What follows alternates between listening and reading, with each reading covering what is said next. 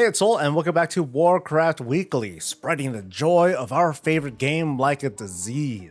Be a friend and like the video. Subscribe for more common sense, copium-filled content, and let's first talk about Season 4. Now, for the most part, the floor is yours. I want to hear about how ridiculously fast that you're gearing up, or how you can't get into a group even if your life depends on it, and it does. I want to hear about the toughest pulls in Mythic Plus right now so I can take some notes. But now that Season 4 has launched, it's also sort of behind us. Like, there's no new quest line to discover, there's no cinematic for us to praise for its visuals, followed by flaying it for the actual content. The vibe that I'm getting is that player behavior has already fallen into a routine of sorts, or maybe it hasn't changed at all for the people who don't do the big three: organized raiding, PvP, and dungeon stuff. But what's happening this season is a big deal, and there is news, so let's get right to it. Just the other day, the WoW team announced that they would be removing the PvP conquest cap, as well as increased conquest and honor gains for the remainder of the season. Valor doesn't have a cap in Season 4, which may have prompted reactions from players, prompting reaction from the WoW team. There was a reason for the disparity, which they pointed out in their statement, where they say many players will set out to acquire a full set of gear as quickly as possible, creating a significant power gap between themselves and any characters that are new to the season, and that's thanks to the Conquest vendor. This is quite different though from Valor, which is no vendor and relies on players being lucky with a drop before cranking those things up to a 12 out of 12. So why the shift towards this accessibility? Well, it's the experimental season after all, with less to hold players back. There will be issues, especially for PvP I think, where hardcore PvPers will race to farm conquest and honor as fast as they can, max their character, and then make a decision. It's either going to be call it a day and remove themselves from the pool of players, or to bring back PvP videos of them one-shotting lobies who have 50 less item level than them. With this change, there's another comparison I want to point out, and I'll try to put it up on a table here. Ta-da! So by the time that these changes go live, dungeon people can farm endlessly for upgradable gear, get unlimited Valor, and in theory have 12 out of 12 gear in all slots in a single reset, and then get something in the Great Vault. It takes a ton of work, hardly anyone is going to be capable of this, but I'm just talking about what's possible. Now in PvP, there is of course the work of getting sufficient rating and eligibility, but in theory one could still farm up all the conquest and honor that they need in 1 or 2 resets, and again they would get something from the Great Vault. And as for raiders, well, they'll be able to buy one piece of gear or trinkets or weapons next week after killing their 30th boss, and buy up to 3 for the entire season. Meanwhile, they're still subject to all that boss loot RNG, but they can upgrade their drops with a currency that is basically capped based on how many bosses that they kill in that week in the appropriate difficulty. And they get a thing from the vault. So yeah, okay, it's an experimental season, I'm cool with that, but for folks who freely cross between the big three, it feels like the path to gearing does not favor raiding. In fact, it brings me back to Battle for Azeroth and Warfront, which sounds kind of weird, but well, hear me out. During BFA, it's a reset day and the Warfront happens to be up. Okay, cool, so you go with your team, you get your loot, and then you're off to raiding or whatever. Today in Season 4, you do your raiding because it's just a one clear sort of thing, and then you play the real thing. You do your PvP or your Mythic Plus stuff. Hey look, it's the world boss. Meanwhile, if you're not in the big three, you're just not in much of anything, are ya? Now, I don't have strong takes on this at the moment at least. After all, it is the second week of the season, but I have been observing folks on social media who are, well, they're pretty happy with no longer feeling held back with strengthening their characters, and yet there are others who are just struggling to even get into groups. I wondered to myself if and how much that disparity could get worse. There are a few questions that come to mind, like how should gearing be balanced among the big three? Should gearing from raids be faster to accelerate the overall process? Or should PvP and dungeon gearing be back to what it was in previous seasons to make the playing field a little bit more even? And I'm not talking about now, I'm talking about the future. Now, I got some ideas to share some other time, but I'm interested in hearing your early reactions. While next week is only the third week of Season 3, marking the first full rotation of raids, by the way, it is going to be potentially game-breaking next week in the literal sense, because patch 9.2.7 is ready to go. Maybe. 9.2.7 is not a content patch, but it does introduce some sweeping changes. A new chat channel is being added specifically for advertising, so my first act in the patch will be to /leave whatever channel that is. The other, though, is to put consumables and materials on a regional auction house. That means one pool accessed by potentially hundreds of thousands of players in the same moment, posting and buying all at once. And the testing that they only said might happen, I guess it's not happening. So no big deal, right? I'm not sure how it was for EU regions, but the past 2 weeks in the US regions have had extended maintenance. I'm sure part of it was Season 4 shenanigans, but it's also probably the WoW team doing back-end work to make sure that the regional auction house doesn't explode on day one. We only know the basics of how the updated auction house is going to work. Most stackable items like gathering materials and reagents, consumables like food and flasks and glyphs and potions will be bought and sold region-wide after this patch. Non-stackable things like gear and mounts not sold region-wide. And here's the immediate concern that I have, and this is coming from experience, so I apologize if I lose a few people here. Right now, if I wanted to post 50 of my very precious Veiled Augment runes, I can do one of two things. One, I can undercut and post it at a very slightly cheaper price than the competition. That way, when someone swoops in to buy them, they'll buy mine first, cause mine's cheaper, it's at the top of the list. It's slightly degenerate depending on who you're asking, but it's one way to do that hustle. The other thing I can do is post the item at the same price as the cheapest price on the market and join that existing pool. Now in this case, if someone were to buy a bunch of augment runes, they would actually still buy mine first. That is a philosophy called last in, first out, or LIFO. In many ways, LIFO works because without it, the poster's initial instinct would be to undercut to ensure that they're on the top of the list. Now there's a downside to it though. A lot of posters do not like this because under LIFO, as soon as someone posts on top of you, your listing is then pushed down. And if lots of someone's post on top of you and people undercut them and post on top of them, then you're pushed further and further down. Now, it may not encourage players to undercut, but instead it would encourage them to cancel their post and repost them at the same price so they're back on top. Unfortunately, when writing this section, I tried testing this on the PTR and, well, it's sort of broken. What I wanted to do was test the current behavior of the auction house and tell you, viewer, that I have a simple suggestion to make, and that's to let the game randomly pluck listings from a large pool when buying commodities. So that made no sense. Here's kind of an example. Right now there are over 150,000 Veiled Augment runes on the market. Now next week, that 150,000 will be available for everybody. Let's pretend that the price settles down and the majority of postings are at this current exact price of like 33 some gold. Now, if someone goes in and wants to buy 20 of these runes, normally it would buy 20 of the runes that were most recently posted. That's LIFO at work. It would be great though if instead when someone buys those 20 runes or potions or glyphs or whatever, one of them came from this person, another from that person, another from someone else, and so on and so forth. So every time someone buys one or more from a big pool of sellers, the game will just randomly choose who actually gets to sell that item. I can see people complaining about that, but in the long run, I think that would give people a fair shot at their listing being sold, whether they posted their auction immediately or if it's just about to expire. Obviously, for the sake of making a quick buck, this may encourage player behavior. They may want to undercut to put themselves at the top of the list again, which would bring us full circle. But I also wonder how sustainable that sort of behavior would be in a regional auction house, or even what my suggestion would do if anything.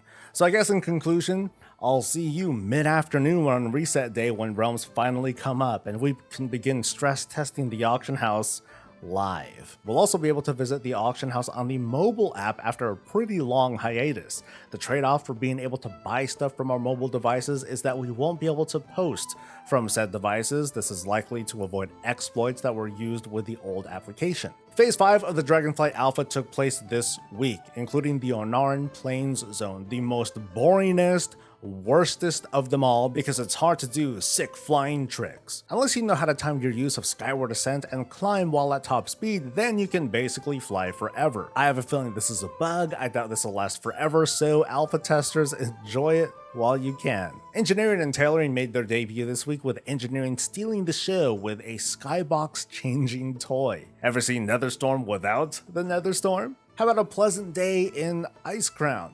I've been loving what's coming from engineering and tailoring. I've been loving all the professions so far, but you might have noticed or not noticed as many videos from the channel this week. It's partially because of burnouts. Like, I swear, covering all this has been really fun but super exhausting. So this week I gave myself an opportunity to actually go through the motions of what leveling is going to be like in Dragonflight. So without story spoilers, I will leave my zone impressions. The Ohn'ahran Plains is the second leveling zone in Dragonflight, featuring the Maruk Centaur and the Green Dragonflight. That's stuff that we learned from official previews. If you think about the story of Dragonflight right now, you might think to yourself, okay, wait, what is the story of Dragonflight? It's not so obvious like the Legion story where we had to, beat the Legion. It's not as obvious as BFA where we obviously had to defeat the old gods. It's right there on the box. Or in Shadowlands where we had to find out what the hell Sylvanas is up to. The point is we at least had an idea of what we were trying to do by the time we planted our feet on the ground. Venturing to the Dragon Isles, though, our long-term goals are not immediately clear, so for me as a player, I feel more or less like a visitor getting to know the lay of the land. I played through every quest that I could, save for one, which bugged out, and I couldn't finish it, which was very unfortunate because it was my favorite quest line in the entire zone, and probably in all of WoW ever. And as for certain data mine information that's been making the rounds, especially on social media, I didn't find anything related to it. At all. Not a crumb of what would lead us to whatever it is that may or may not happen. Nor did I find endgame related stuff like the hunting expeditions, which was really the real reason I decided to play through this particular zone. Anyway, going through the motions, I mostly got Mists of Pandaria vibes. Like, I'm a stranger lending my help to others. Even in an alpha state though, the zone it's like already full of details that give it life and personality. In the negative spaces between important locations, there are dogs herding animals around. There are centaur going on hunts. Like the other zones, the plains are massive. What we'd normally see as an outpost or a hub in other expansions is just a piece of a sprawling encampment in Dragonflight. It definitely is more difficult to dragon ride long distances in this zone than in others, so let's consider some context. By the time you get to this zone, you're about level 62. While I was questing normally, I had no problems with dragon riding to wherever I needed to go. Quests conveniently took me to high elevations for me to swoop down for a turn-in. I'm sure that by the time I return to this zone with the intention of more routine max level content, I'll have upgraded my dragon riding to where the wide open spaces won't bother me as much. And my ult will be enjoying whatever dragon riding level my main is at as well. But there's also quite a bit of side quest content, more than recent memory for sure. One questline even led me into doing dungeon content, which got me like, I figured the main story would lead me to a dungeon, so that's kind of different. The quest itself didn't offer any rewards, it actually let me skip the dungeon requirement because alpha, so I'm not quite sure what to make of it yet. Some folks don't like doing dungeons under any circumstances, but it's still cool to see the story lead us there whenever possible. I noticed a few curious NPCs in the southern part of the zone. They were flared in a way that suggests maybe crafting orders can be accessed in other areas outside of Valdrakken. There is a fifth faction, the Artisans Consortium, with a reputation that has no renown track that's been data mined, so we don't quite know what's earned from them yet. And in other alpha news, there are some updates to the Dracthyr. We already had an idea that the Dracthyr would be playable before Dragonflight launches, and to make them feel like they're part of the family, they're getting a set of Covenant abilities and conduits. So, oh boy, they got something to work towards in the pre-patch. The offerings, which are just stat increases, are pretty low effort, I think, but it probably sims in such a way that, yeah, it contributes pretty much the same way that a well thought out borrowed power would have done in the first place. Meanwhile, the Soar ability got a minor buff. The cooldown was reduced by 1 minute, which brings the total cooldown of Sword to 3 minutes if you factor in the Familiar Skies racial. This makes it feel like it'll be a more regularly used ability when you're doing old world content and you want to fly to that one herb node. Wow. Or you can more reliably zip from Halls of Stone to Halls of Lightning. Like, whoa, we're totally breaking the game, guys. Okay, seriously, at least on the Dragon Isles, it'll be a fallback ability whenever your dragon riding vigor is too low. Even though they gain vigor like every 30 seconds or so, even less after perks. Now you might be thinking, damn bro, Soul so salty. Whatever happened to being all jazzed up about soaring? And you know what? I'm gonna tell you why. You know how much soaring I'm gonna be doing come Dragonflight? None. Why? Because Blood Elf Paladins can't soar. But they will have dragon riding just like literally every other race and class combination, so I'm sorry Dracthyr fans, I'm not gonna use up any more energy campaigning for one racial, but I will keep speaking out to take this expansion feature and make it game-wide. Oh, and Hogura's updated. He looks pretty cool. And that's the show. Okay, so how did we do this week? Wow. Traps and balls. Yeah, see, that's the wife.